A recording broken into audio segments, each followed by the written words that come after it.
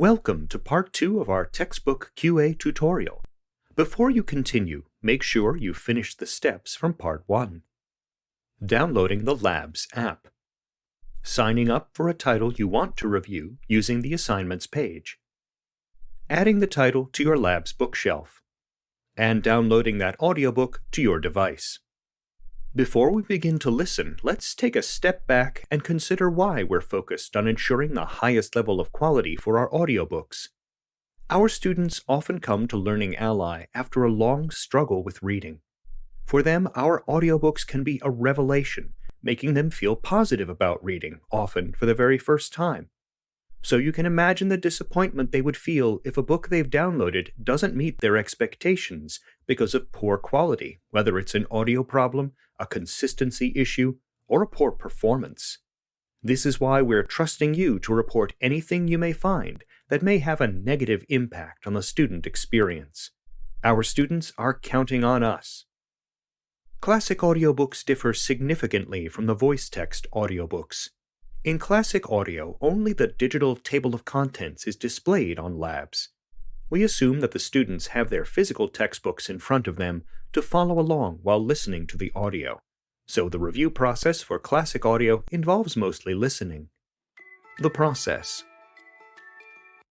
In the QA process, you'll sample the book, rather than listening through every page and word, which might be a daunting task in a 1,000-plus page textbook. Instead, you listen to 3 or 4 pages at the beginning and ending of each chapter. Here's how to do it. With the book open in Labs, use the numbered list button on the lower right of the Labs controls to show the list of chapters, and then jump to the start of a chapter.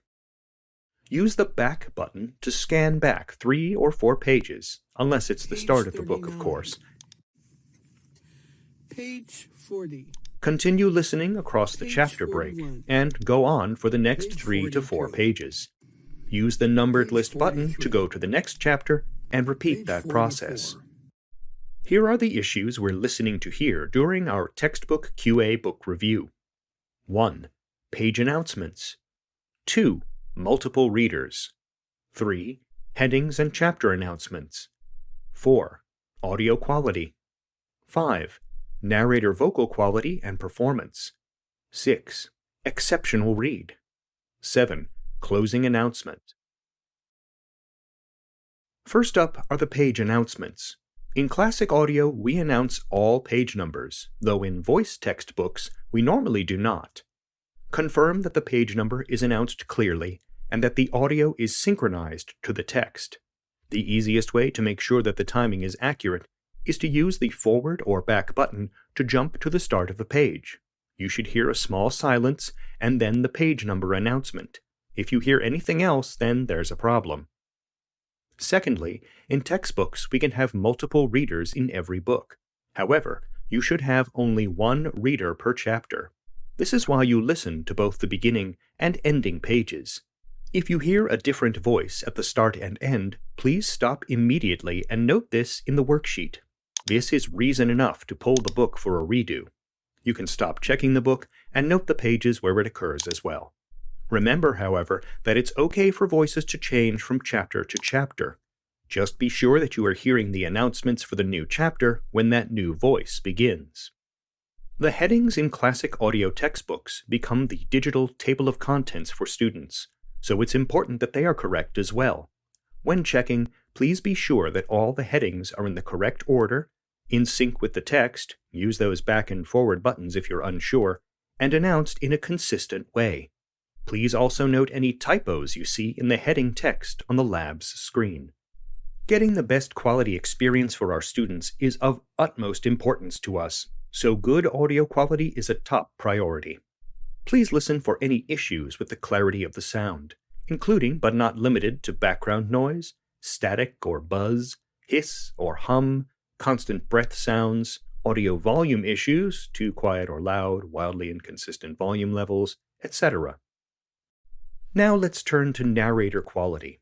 You are the consumer of this audiobook, standing in for our students, so anything noticeable enough to distract you from the content should be noted. Here are some questions to ask yourself when listening to a textbook.